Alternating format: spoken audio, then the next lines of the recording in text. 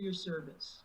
Oh, no problem. Thank you. Before that, I was actually an athlete myself. I was born in Oakland, but my high school days and college days were through Fresno. I played football, basketball, track, and volleyball. After I had some great coaches in my life to get me to where I'm at today, I decided one day I was going to be that and do the same exact thing, help kids that were going through situations like mine. So to become a head girls basketball coach is one of the greatest accomplishments I believe in my life so far. And also being here since 2012 and the school giving me opportunity to be a coach, it's been a great experience for me and my family. Oh boy, and I'm sure it's great for the kids too because they take inspiration from that, from your enthusiasm and dedication. So I think that's wonderful, and I hear they're doing very well. So would you give us an update on the team, the Lady Card? Yes, they are. They're doing great. Okay, so as far as right now, the team is sitting at overall record of 15-10. They are now officially 9-0 in league with one more game tonight. They have been pretty much doing this and preparing for this moment since they're probably in eighth grade. I met these girls when I first took over the program, and I told them we got to start young, and they took it all in and absorbed everything, learned from the girls before them.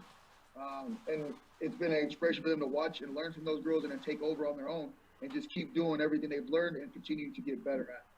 We have a few young ladies who've been playing with me pretty much since their freshman year. They attended the campus on and off.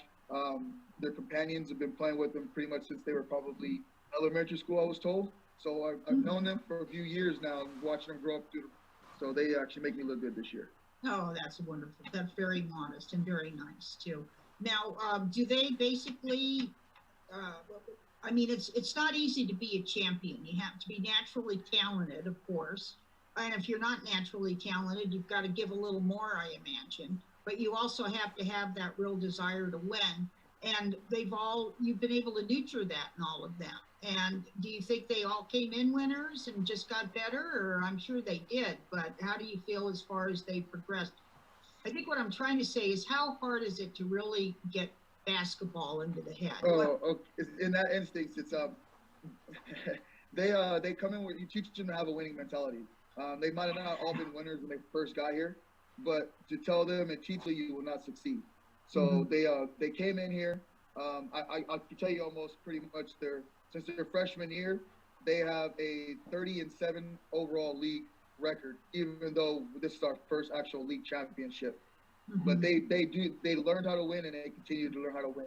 They've been through some tough competitions. People ask why they play up sometimes. There's different divisions. So we're a smaller school, obviously. We try to go play the bigger schools just to see where our competition level can be. But being challenged by that taught them that sometimes you got to lose to learn how to win. And they did that. They took some beatings, and now they understand what it takes to be a winner, and they haven't looked back since. Tell me who some of the teams are they've played. So people, what's the name of the league or the number of the league they're actually in, and who do they play? Just a few examples. Oh yeah, no. So we're the Citrus Coast League now. We in our league now we have Fillmore, Nordhoff, Wainimi, Carpinteria, and Malibu. Those are all the teams in our league right now. They've been challenged by some of the best schools, John Burroughs, and pretty much it's down south a little bit. Yeah, they are very talented. Yeah, they've gone up against Rio Mesa. They have challenged the likes of St. Bonaventure. They're going at anybody and everybody they possibly can. They want to know what it's like to be a champ, so they're going to challenge everybody who was a champ. So their mindset and their attitude is very positive. Even when times are down, they find a way to stay positive. Yeah, absolutely. And then what happens postseason? I mean, they. So preseason, we take them. We go down south. We go to big tournaments. We go to Fillmore tournament. We do those tournaments, and you have to be strenuous to work on you. You end up playing 4 games in a row, and you got to be able to be ready to play those games in a row. Your body becomes tired. Your mind can be tired, but if you find a way to get the grit and dig deep, they'll find ways to pull it out. Wow, that's great. And so how many games do they have postseason? Do they, I mean, it's postseason. I think this year we ended up having 16 postseason games. Wow. Yeah. Yeah. Absolutely. Now, how the tournament? Right. Yeah. Yeah, some are non-league games, and then there's 2 sets of tournaments. Yeah. Yeah. Wow, that's really a lot. And I know they're all scholars too.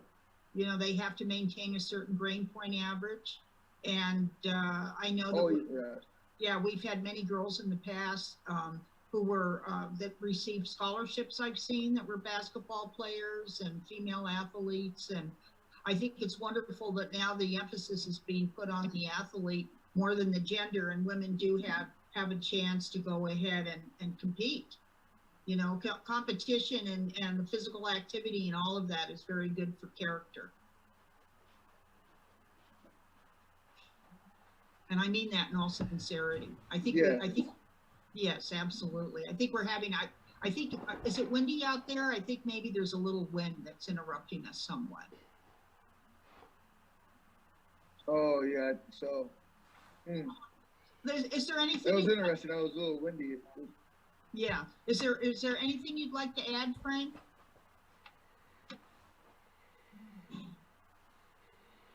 Just to say that this is their school 6th league title. That the first 3 years of their careers, making it to the quarterfinals twice. Hopefully, we can find a way to get past those quarterfinals this year. We have a 1,000-point scorer on this team, Faith Stockton. We now have the career leading steal in Ariana Duarte. She has now broken the career school record with that overall. She is at 326, I think, at this moment. Mm-hmm. So these young, talented young ladies they're doing big things and making history. Confidence that you will, and thank you so much for joining us today. And go Cardinals, go Lady Cards. Thank you very much. Okay. Thank you for bringing me on. I appreciate it. And thank you. Once again, this is Good Morning Santa Paula. We've had Frank Jordan with us today, and it's been lovely meeting him and hearing. And he is the assistant athletic coach. Director. I don't know why I'm doing that. The assistant athletic director at Santa Paula High School, and has the award-winning female basketball team that he's coaching. And they're on their way to all sorts of tournaments. They're winning. So let's keep our fingers crossed for them. So anyway, once again, I'm Peggy Kelly, and thank you so much. Don't forget you can watch this on kadytv.com, or you can see it on YouTube. Go to YouTube and watch it, and be sure to like us. And that way, when you subscribe, it doesn't cost anything, and it helps us bring you more broadcasting like this. And also, it's on City Channel